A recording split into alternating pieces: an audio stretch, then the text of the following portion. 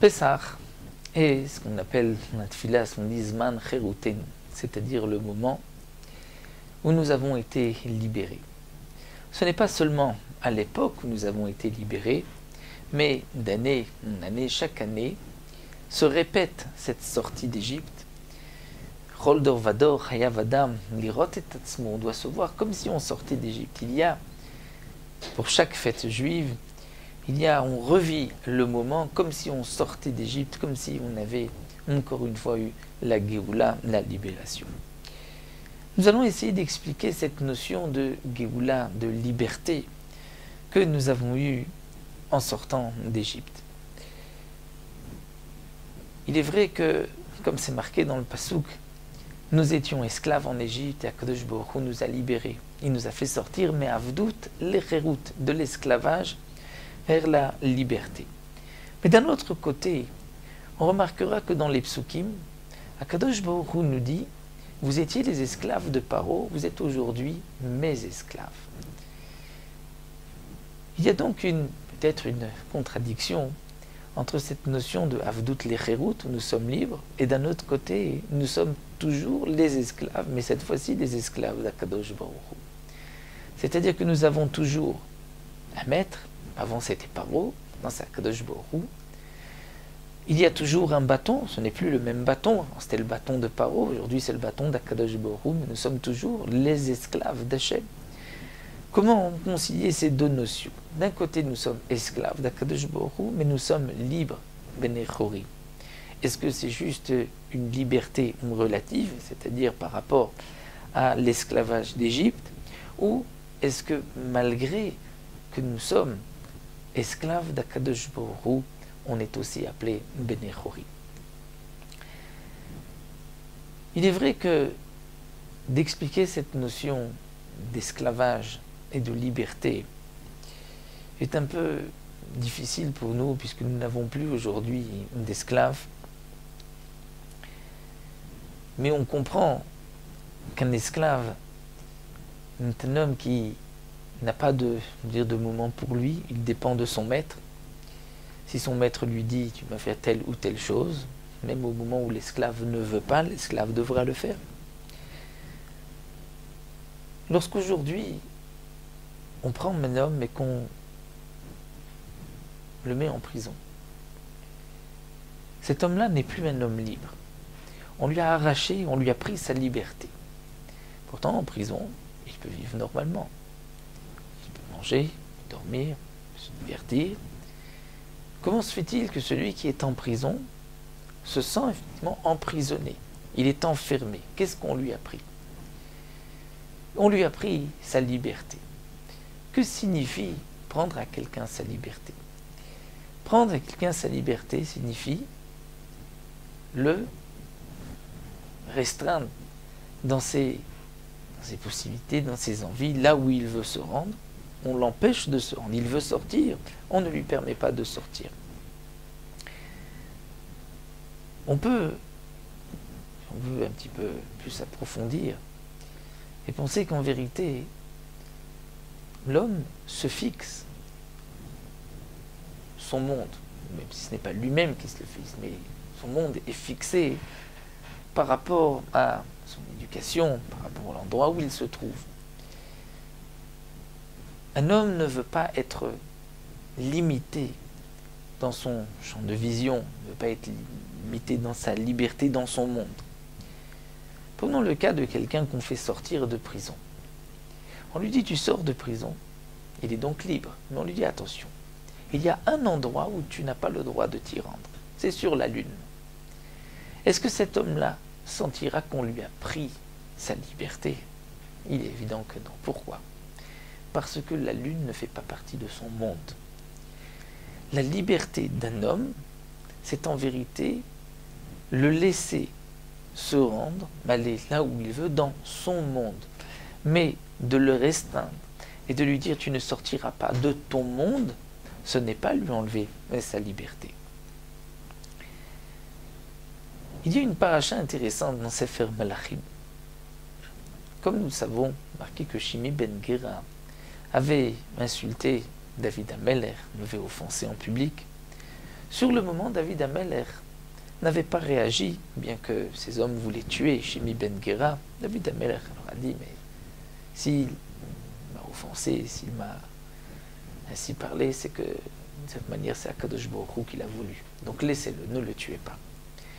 Mais juste avant de mourir, David Amelech rappelle son fils Shlomo, il lui dit, Shimi ben Gera, klilani klalani mretzet, m'a insulté, m'a offensé en public, ne le laisse pas mourir sur son lit.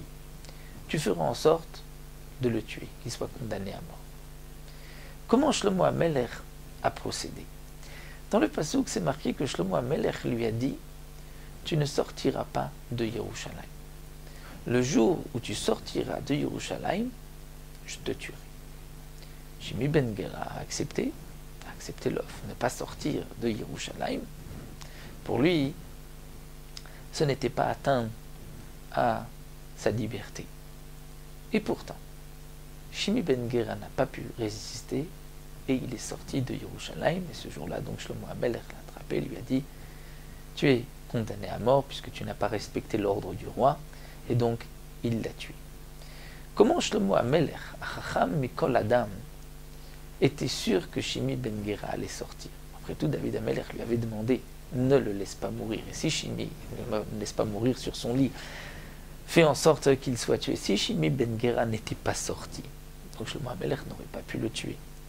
Nous voyons de là que Shlomo Amelech, dans sa chokhma, avait compris que si il interdit à Shimi ben Gera de sortir, c'est sûr que Shimi ben Gera sortira. Parce que lorsqu'on va restreindre, on va empêcher quelqu'un de sortir, il veut sortir. Sinon, il ne se sent pas libre. Il a besoin de cette liberté. Son monde ne peut pas s'arrêter juste à Yerushalayim. On pourra donc maintenant comprendre.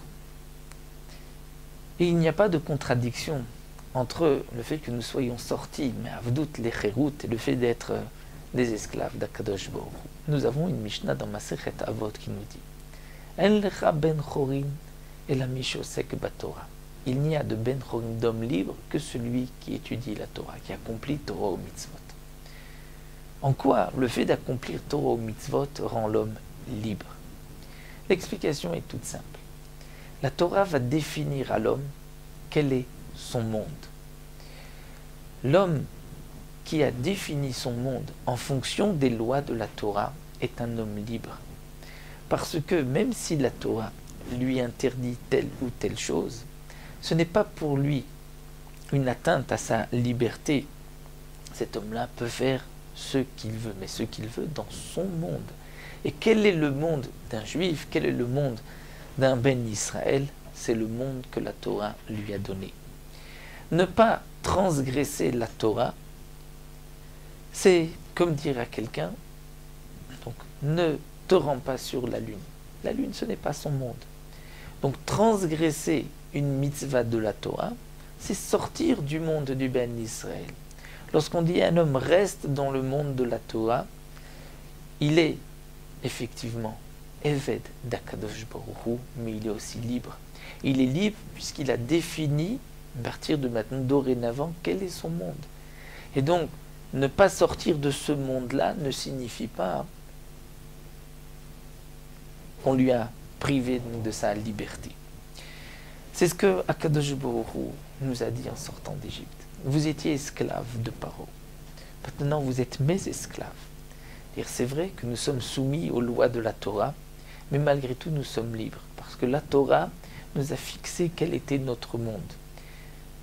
Ne pas transgresser la Torah, c'est rester dans notre monde, dans notre Olam. Transgresser la Torah, c'est sortir du monde. Un homme qui sent que la Torah atteint à sa liberté, il n'est pas libre, la Torah l'empêche d'agir de telle ou telle manière, en vérité, c'est que il a simplement un peu trop ouvert son monde. Le monde du Ben Israël, c'est le monde de la Torah. Donc, En lecha ben chorim et la mishosek batorah, celui qui étudie la Torah, est le vrai Ben chorim, et l'homme qui est libre, puisqu'il connaît ses limites, il connaît les limites de son monde.